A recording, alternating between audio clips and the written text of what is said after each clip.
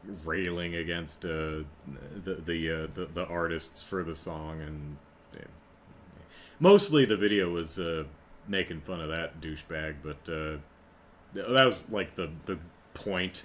It's just to call that person an asshole. Yeah, but it really is a 10 minutes of me analyzing WAP from a seriously, as I'm wont to do. And I actually had a few comments on that video. It's like, dude, it's not a friggin' symphony. You're taking this too seriously. It's music. It's art. I'm gonna talk about it. That's how I like engaging with even popular music. Yeah, I mean that's just how I roll. Cafe Fox listens to music when doing busy work. Chaos says, I think I'll stick with collective soul over current pop music. I generally speaking, with modern pop, if it's something that I feel is some type of cultural touchstone, something that's I'm going to be missing out on something if I don't see it. I mean, for example, like TikTok. I don't watch TikTok. I don't publish on TikTok. But I know what TikTok is. You know? I feel the need to at least know what the hell it is. So, when everyone was talking about WAP at the time, I was like, okay, I guess I just so I'm in the know. Right? Because I feel left out otherwise.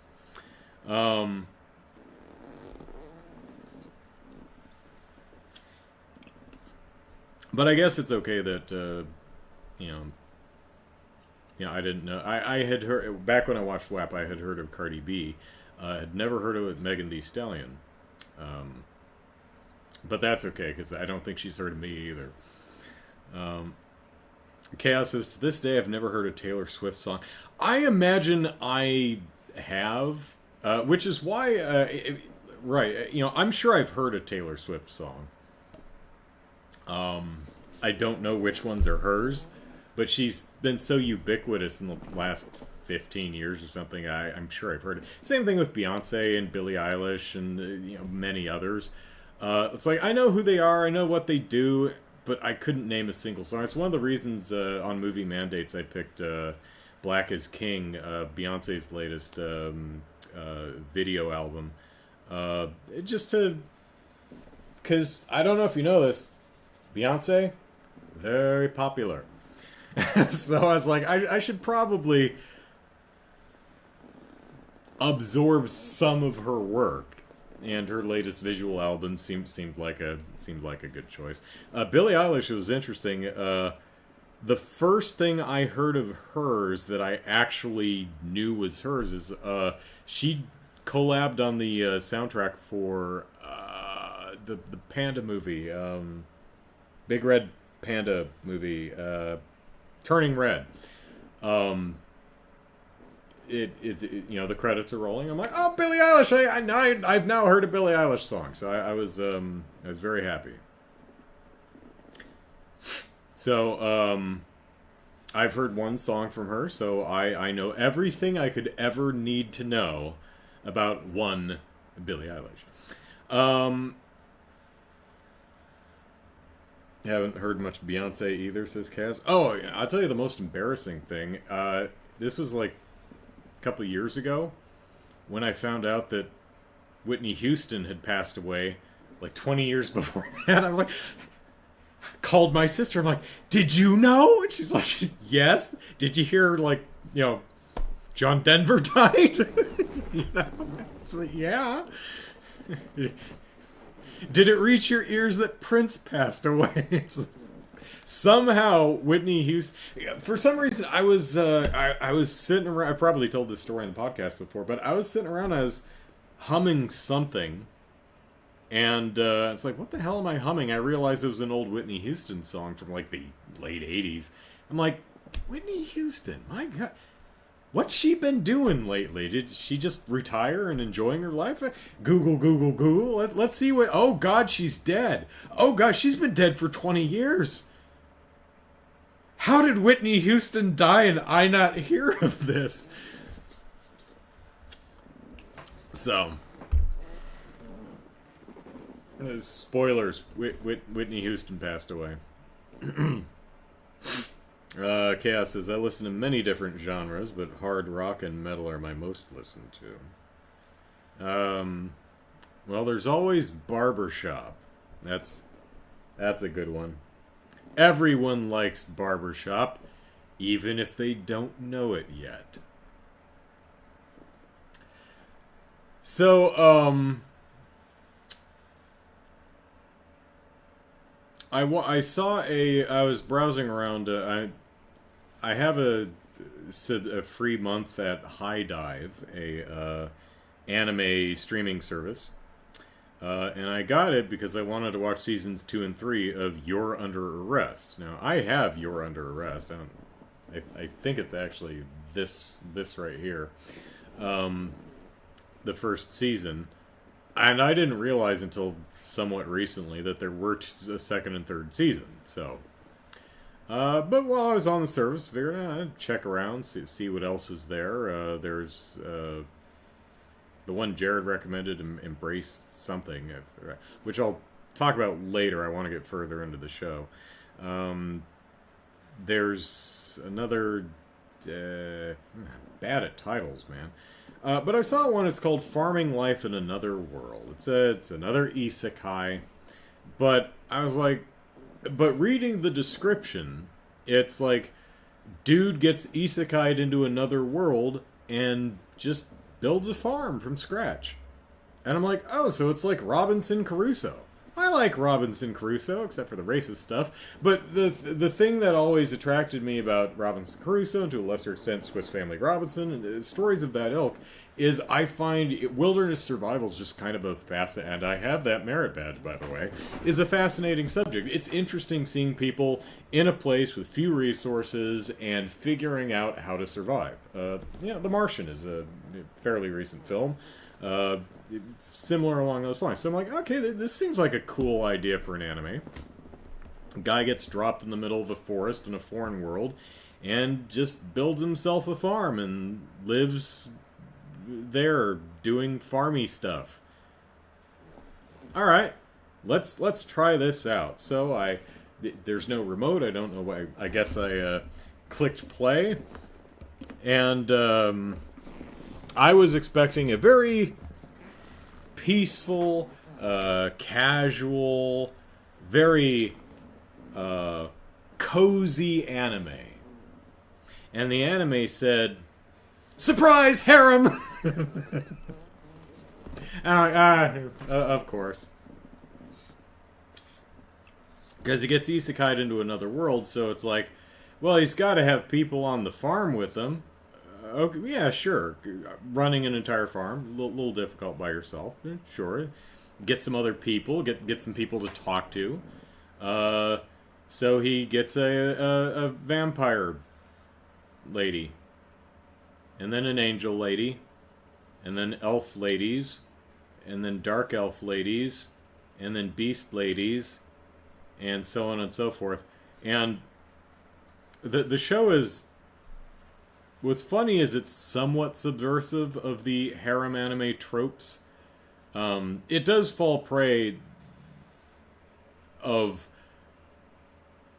boob first character design in a lot of cases, but you think it's going to be one of those where he's constantly accidentally walking in on the girls changing, or, oh, I've tripped over something and landed face first in your bosoms, and I fall to the ground, say, no, please don't hurt me, and then you punch me and I go flying off to the horizon from the impact. You know, same thing we've seen in a million harem animes. No, it doesn't do that at all. In fact, it's... Well, pretty much every single character... And he builds himself, not just a farm, a full village. He's got a population of like 50. And with the exception of, I think, 3 dwarves, who are old men, 3 lizard men, and a couple children, it's all women. Not just women, but, conventionally attractive, big busty, big busted young women. All of them. And they are all, particularly the elves, jonesing for him. Because the elves, you see, they need to repopulate their species. But there's no hanky-panky. There's very little risque or sexual humor in the show. In fact, one character gets pregnant, and I genuinely wondered how. The show is so sexless that I was like, do vampires reproduce asexually or something? And it wasn't until like an episode or two later where he goes, my son. I'm like, oh, you guys are sleeping together? Because we're on like episode 10 and you seem friendly, but I did not get, there's just nothing, or I'm very dense, but I was like getting nothing between you two. So that was just weird. Also, they go to a city of beast men. And I'm like, oh, hey, men. Finally, men. We're going to get some men in here. And they're like, and he says, yeah, we've got nothing but women in our village. Could you send some men? Because, good God. And, because the elves are really horny and I don't like the way they're looking at me. So they send 3 young men, like 12 years old. So yeah, it's all busty young women, 3 dwarves, 3 lizard men, and 3, and then later I think like 7 or 8 young children. So, but it is kind of a cute show. It reminded me a bit of I forget the name of the show, but it's like I got reincarnated as a slime, but I'm like super overpowered or something like that. A show that I thought the conceit was fun, but I gave up after 5 or 6 episodes because it was just, as a result of the joke being that he's the weakest monster character that exists, but he's like level 99,000 or something like that. That's great and that's funny, but after a while it just became boring because every problem that comes to them is something that he just kind of magics away because he's OP'd. And I understand that's part of the joke, but I just didn't find it that engaging. Whereas Farming Simulator, or From Another World, whatever it's called, the joke here is he faces pretty much no adversity at all. The first things he befriends is like a wolf. There's like a wolf, 2 wolves, and one, they're about to have wolf pups. So he lets them in the village and gives them some water and food, and they have wolf pups. And now he's got like a litter of puppies, and they're wild animals, but he was nice to them, so they're nice to him. And there's also a giant spider that seems to be pretty cool and lives in the giant tree. And then the vampire shows up, and then the angel shows up. And, of course, the vampire is this really well-known vampire from some thing, and the angel's like the angel of destruction. And so other kingdoms are starting to hear about this village, and it's like, why is this dude have these incredibly powerful creatures? It's like, oh my god, he controls inferno wolves. It's like, the dogs? Those are inferno wolves? And the demon spider! It's a demon spider? He seems really nice to me. I mean, he knitted me a pair of trousers. So every time every kingdom is like, oh, they're amassing power, we've got to go stop it, and they go there, but they're just deathly afraid of them. And it's a joke that I don't think hurts the show because it's not really the point of the show. It's not going for tension from adversity. It's more Robinson Crusoe. Something I wish it actually leaned a bit heavier on. The things I like about the show is Fred, whatever the character's name is, and Susan the vampire, figuring out what crops to plant, how to expand their farm/village, how they're going to make a cistern and a latrine and a bathhouse. Then they start trading, another for fish, and they start making sushi, and he's trying to figure out how to do miso.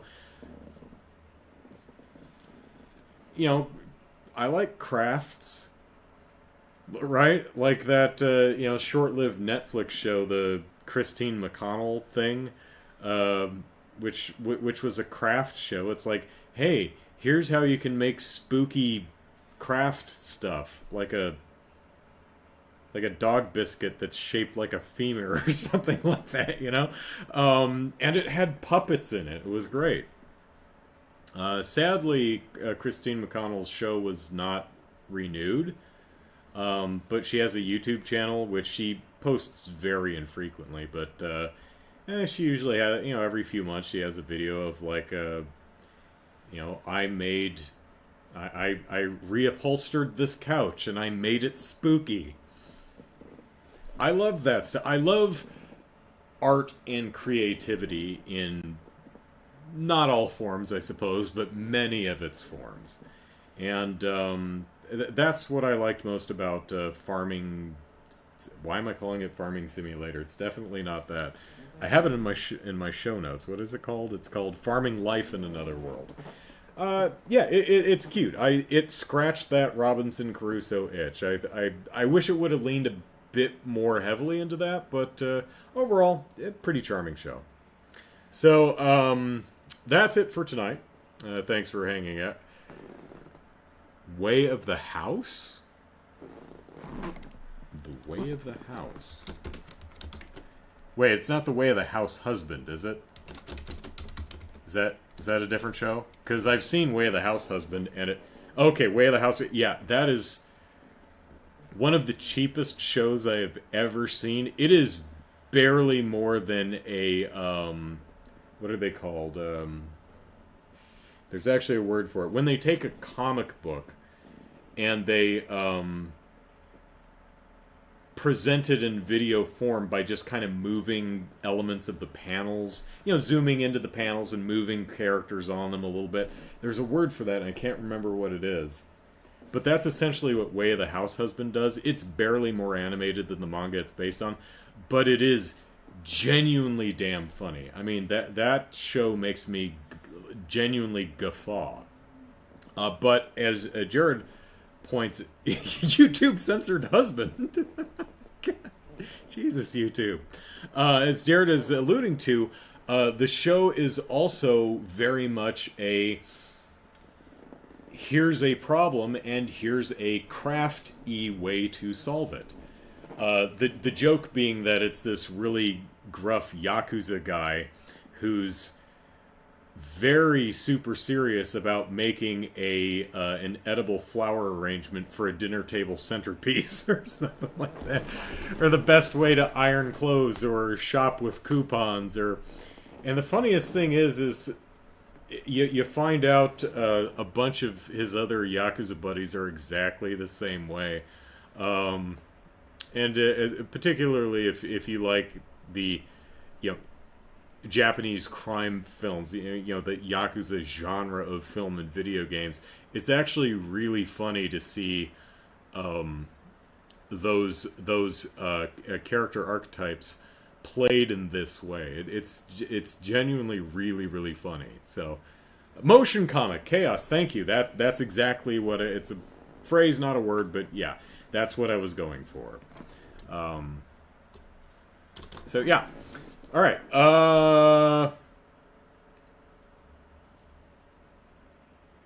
This is good. Let me try to remember. Let me get my phone real quick. Ow! Oh, blood flow. Let the blood flow return to the lower extremities.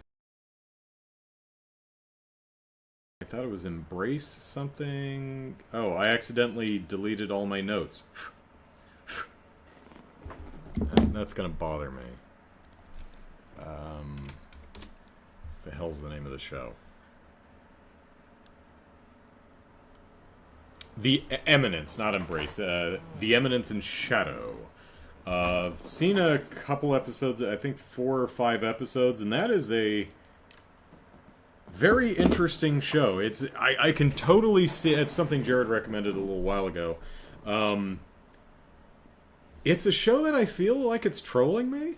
I'm not sure. It's why I want to get further into the series before I really talk about it. It definitely feels like a show that I can see a bunch of people just piecing out on because they're like, I don't get what the hell's going on. The character says one thing, but then the opposite thing happens, and then they said the thing happened, and it's like, what? I think the show is trolling, but I'm not really sure. It's an engaging show nonetheless. So at least for the first 4 or 5 episodes. So another one I'm watching, which I found kind of interesting, is Dark Gathering, which is a guy and a young girl and some other girl are going on adventures capturing ghosts to use to fight an even bigger ghost who stole her mom at some point. It's not too bad. It's definitely a troll show. I thought it might be because I think if you realize it's a joke and you're in on the joke, it works better. But how many episodes are there? Because I think I'm on like episode 5. Let me see. I'm not logged in, so I have no idea what episode I'm on. Let me fix that real quick.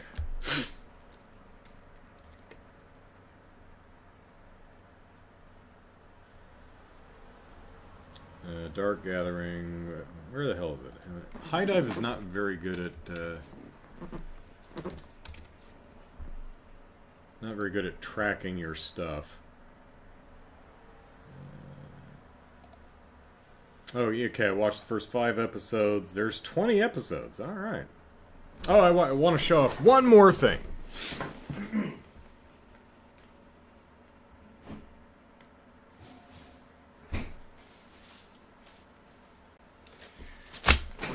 So, for dinner, I typically eat a fish wrap of some kind. So, tortilla, fish, egg, chopped the greenery stuff, cabbage,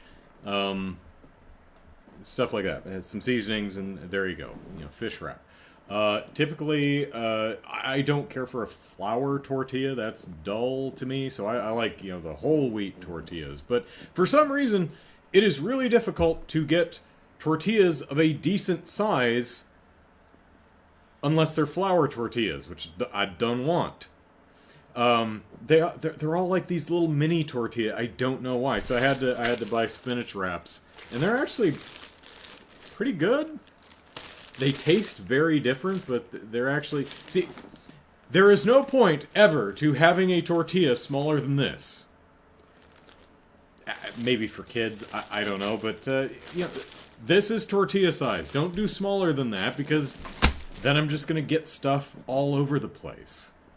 So, that's a fun color. So, okay, now we are done. Okay, so tomorrow, Sunday stream, we are almost certainly going to complete Trails from Zero.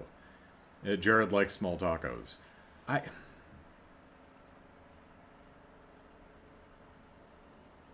I mean, the little ones. If you have like, some beans and cheese and salsa and stuff, and you can just get the one and put little bits on each of them and wrap it up and eat it. Cool, but for a fish wrap, I need something this large.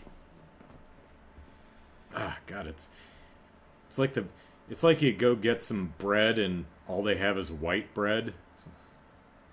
I mean, if you like white bread, great, but. What was I talking about? Oh, probably going to beat Trails from Zero tomorrow. But never fear, because we've got New Game Plus stuff, courtesy of Jared. Small Tacos says Chicago are great if you're trying different protein. One chicken, one al pastor, one barbacoa. No, yeah. That, fair point, but I'm cooking, I'm not sampling, I'm cooking dinner for myself. So, but fair enough. Not to say they don't have their use. So yes, it's incorrect to say don't make anything smaller than this. There's no use for it. But please make whole wheat tortillas in this size, and they do. I have to get them at Trader Joe's. Unfortunately, Trader Joe's was out of tortillas the other night, so I had to go to Vaughn's, and this was the best I could do. I demand there be some flavor in my tortilla. Gul darn it. Alright, that's it. End of podcast. Join me tomorrow for the finale of Trails from Zero, which I single-handedly drove up the How Long to Beat average by about 15 hours, so... How Long to Beat is paying me not to submit my numbers. So, alright, that's it for tonight. Thanks everyone for hanging out. I hope you had fun. I did, and hope to see you tomorrow. So, till then, take care. Bye-bye.